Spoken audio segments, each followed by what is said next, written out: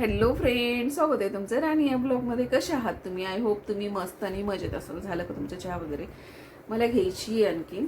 आणि मी तुमच्याशी या विषयावरती बोलत आहे की म्हणजे ना किंवा म्हणजे ज्या बायका स्वतःच्या फॅमिलीपासून वेगळ्या राहतात, हे कुठं चुकतंय का? त्यांना नावं ठेवलं जातं, त्यांना वेगळ्या नजरेने बघितलं जातं, त्यांच्याकडे लगेच हे केलं जातं.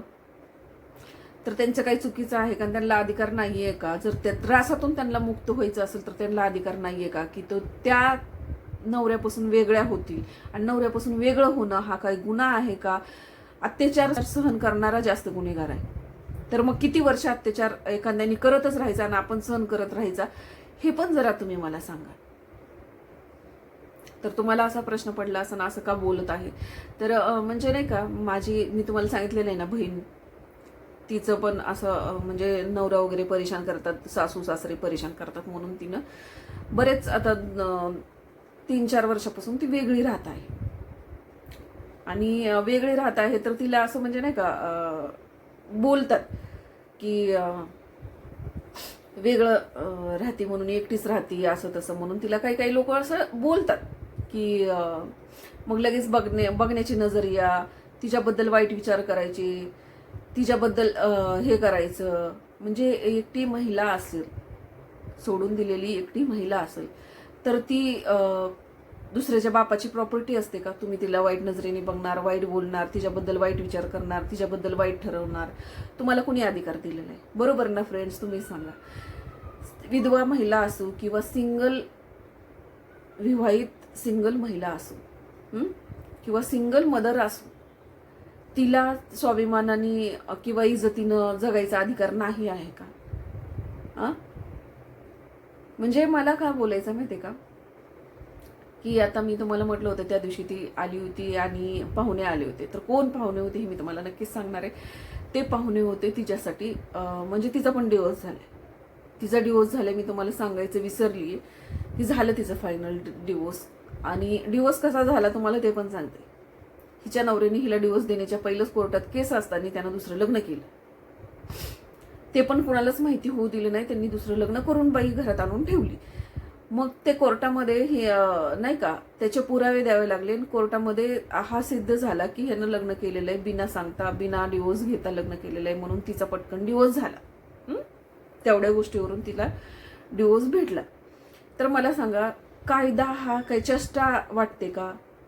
की ह्या माणसाने असं केलं, बरं केलं ती केलं. मग आता तिचा डिवोर्स झाला. डिवोर्स झाल्याच्या नंतर त्यांनी तिथं कोर्टामध्ये त्यांना अशी अट ठेवली की एक मुलगा माझ्याकडे आणि एक मुलगा हिच्याकडे. काय संबंध? ती येताना घेऊन आली होती का तुझे मुलं आहे? तर मग ते कोर्टामध्ये तिनं हे केले, दोन्ही मुलं माझ्याकडे राहिली तरी मला काहीच हरकत नाही, परंतु दोन्ही मुलांचा हे ना सगळा खर्च द्यावा महिन्याच्या महिन्याला. तर त्यानं आधी हो म्हटला आणि परत दुसऱ्या तारखेला जेव्हा तारीख होती त्यावेळेला विचार करून आला असेल, त्यानं खर्च न देता दोन्हीच्या दोन्ही मुलं माझ्या ताब्यात म्हणून. आणि मुलं लहान आहेत बरं का, मुलं 18 वर्षाचे नाही आहेत. मग मुलं 18 वर्षाचे नाही आहेत तर आईचा अधिकार जास्ती असतो. तर हिला म्हणजे नाही का, मी तिला एकच विचारलं, म्हटलं जर तुला म्हणजे नाही का, तू जर अशी सिंगलच राहणार असेल तर मुलांचं जिम्मेदारी घे, आणि जर तू सिंगल राहणार नसेल तर मुलांची जिम्मेदारी घेऊ नको. कारण की मुलं घेऊन एखादा व्यक्ती स्वीकारतो ना स्वीकारतो, परत त्या मुलांना त्रास देणार, तो त्याच्या मुलाला वेगळेच परवरिश देणार, प्रेम देणार, अधिकार देणार, आणि तुझ्या मुलांना वेगळेच देणार. तर ती तुला बघवणार नाही तर मग परत कटकटी होणार. ते सगळं खूप त्रासदायक होईल. म्हणून मी तिला एकच विचारलं की बाई तुला काय करायचंय एक्झॅक्टली? तर ती म्हणे नाही, मी माझ्या भविष्यामध्ये पुढं मला जायचंय नाही का, म्हणजे निर्णय आहे तिचा, तिला सिंगल नाही राहायचे. बरोबर आहे, वय पण कमी आहे ना तिचं, त्यामुळं बरोबरच आहे तिचा निर्णय. कारण आतापासूनच असं राहिलं तर आत्ताच तिला किती लोक त्रास देतात, परेशान करतात, नावं ठेवतात, आणि एकट्या बाईचं जीवन खूप अवघड असतं. तसं आपण स्ट्रॉंग राहावं लागतं. असं म्हणणार नाहीये मी की एकट्या बाईचं जीवन अवघड असतं, असं काही नसतं.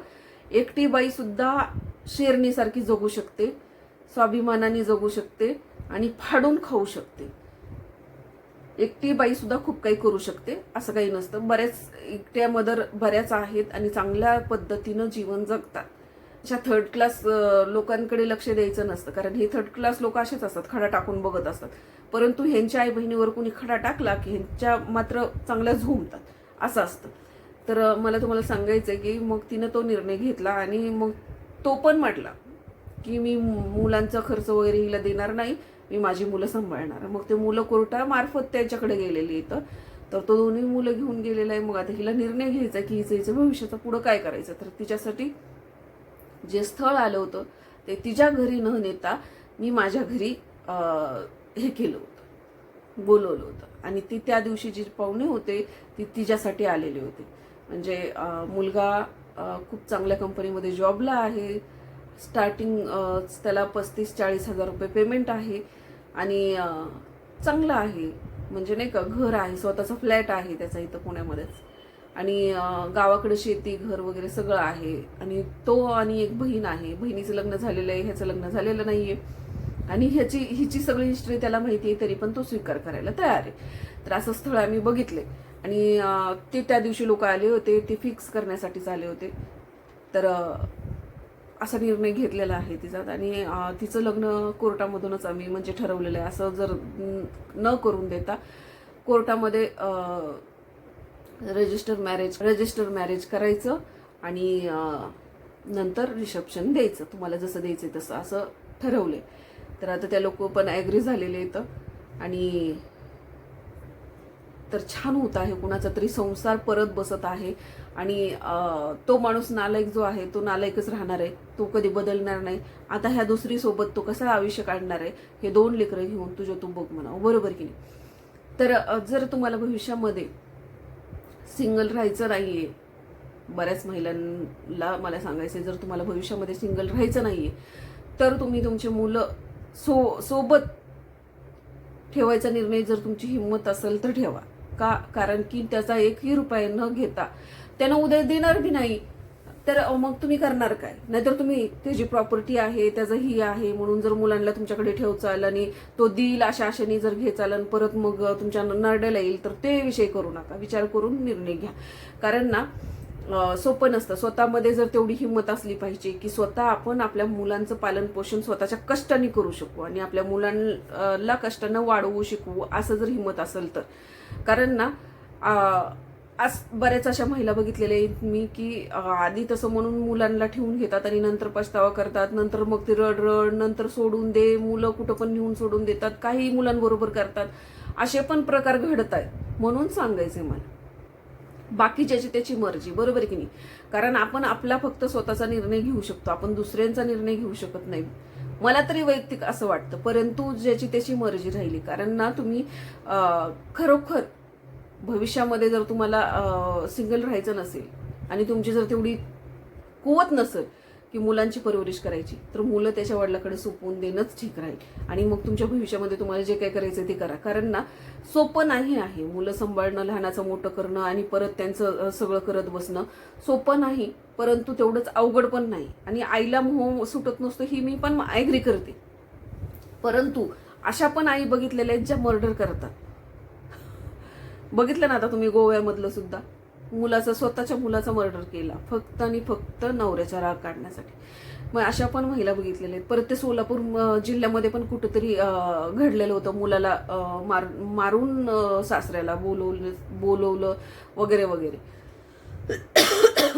तर असे पण प्रकार घडतात. म्हणून मी सांगते, नाहीतर मी असं म्हणत नाहीये की तुम्ही तुमचे मुलं सोडून द्या आणि दुसरं आणि तिसरं करत फिरा, असा हेतू नाही आहे. उगाच गैरसमज करून स्वतःच्या सुयानुसार अर्थ काढू नका.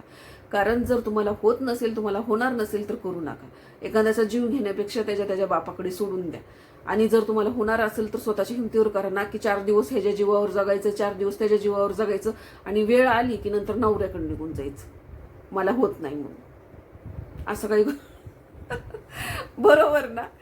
खरोखर फ्रेंड्स, काय यार, खरंच ते नवरे कमाल म्हणावे लागेल. एवढं सगळं गाव धुंडळून आलेली परत त्या नवऱ्यानं घ्यायची, सांभाळायची, मग तो नवऱ्यामध्ये खोटी काढलेल्या त्या कितपत खऱ्या होत्या सांगा. नवऱ्याला दोष दिलेले, नवऱ्याला बदनामी केलेली, नवऱ्यालाही केलेलं कितपत खरं होतं. जर आज एवढी सगळी घाण तो नवरा सांभाळत आहे, अरे अशा नवऱ्याचे पाय धुवून पाणी पिले पाहिजे, पण अशा काही काही नीच बायका येतात की परत अजून ते बद्दल बोलून आपलं तोंड घाण करण्यापेक्षा ते नाही बोललेलं बरं. तर चला फ्रेंड, हा छोटासाच, तुम्हाला त्या दिवशी वाटत असेल की पाहुणे कोण आले होते, तर हे माझ्या बहिणीसाठी स्थळ आलेलं आहे. तिचं लवकरच होणार आहे लग्न. तर चला, एकाचं तरी चांगलं झालं माझ्या नजरेसमोर की जिनं निर्णय घेतला. आणि हा तुम्हाला सांगायचंय, म्हणजे काय झालं माहितीये का, असं म्हणजे सगळं फिक्स झालं वगैरे म्हणून परत मी तिच्या चुलत्याला फोन केला आणि आईला फोन केल्याच्या नंतर आईचं काही नव्हतं मत, पण चुलत्याचं मत काय होतं विचार करा. आम्ही येत नसतो मुतूर लावायला. काय होतं वाक्य त्याचं, मी त्याला सांगितलं ना हे असं असं ठरलेलं आहे आणि तुम्ही याल ना मग त्यावेळेला, कारण की घरातले काहीतरी लोक पाहिजे ना. तर तो म्हणतो मला आम्ही येत नसतो अशा मुहूर्त लावायला. आणि मला ऍक्च्युली तुम्हाला खरं सांगते त्याचा अर्थ समजला नाही की तो मुहूर्त लावायला म्हणजे काय म्हणला. मग मी बोलल्याच्या नंतर तिनं मला विचारलं, कुणी माझ्या बहिणीने विचारलं काय झालं ग, काय म्हटलं काका वगैरे. मग मी तिला सांगितलं बघ बाई येणार नाही म्हणतो. आणि म्हटलं ती मुहूर्त म्हणजे काय असतो ग, तो असं म्हणत होता की आम्ही येत नसतो असला मुहूर्त लावायला. तिला इतका राग आला आणि तिनं मग मला म्हणली, ती असं म्हटलं हो कशाला मी खोटं बोलू. म्हटलं ती वाक्य तरी मला माहिती आहे का सांग तू. म्हटलं हा शब्द मला माहिती सुद्धा नाहीये आणि काय आहे म्हटलं एक्झॅक्टली. ती चिडली म्हणून मी तिला म्हटलं एक्झॅक्टली काय आहे. तर ती म्हणे की मुहूर्त लावणं म्हणजे दुसरं लग्न लावणं म्हणजे त्याला मुहूर्त म्हणतात. बापरे मला इतकं म्हटलं काय. हा म्हणली मग तुला काय वाटलं. म्हणलं मला काहीच वाटलं तर सोड, म्हणलं मला त्याचा अर्थ तर सोड, पण काही वाटलं पण नाही. मला असं वाटलं की ती काहीतरी त्याची तुमच्या तिकडची काहीतरी शब्द असेल म्हणून मी ते बोलले नाही. परंतु तिनं मला विचारल्यामुळे मला तिला सांगावं लागलं की ते असं म्हणलं की आम्ही येत नसतो अशा म्हणजे मुहूर्त लावायला. बापरे म्हटलं. म्हणजे तर तिचं असं म्हणणं होतं की अगं एक प्रकारची शिवी आहे आणि एक प्रकारचा अपमान करून तो बोलत आहे आणि हे अपमानी शब्द आहे असं तिचं म्हणणं होतं की मुहूर्त. बापरे म्हटलं हे असं लोक बोलतात. आणि बरं पहिलं असू दुसरं असू तिने जरी केलं तर ते लग्नच आहे आणि तिनं कायदेशीर पद्धतीनं करत आहे. पहिलं पण तिनं कायदेशीर पद्धतीनंच केलेलं आहे आणि तुम्हाला सगळं माहिती आहे हिस्ट्री, तरी पण तुम्ही म्हणता बोलता मोतूर लावायला. मग आतापर्यंत किती बायकांनी केलेलं आहे तर त्यांचं काय असंच म्हणायचं का. अरे सुधरा आणखीन तरी निर्लज्ज लोकांनो. तर फ्रेंड्स, दुसरं लग्न करणं म्हणजे अपमानपस आहे.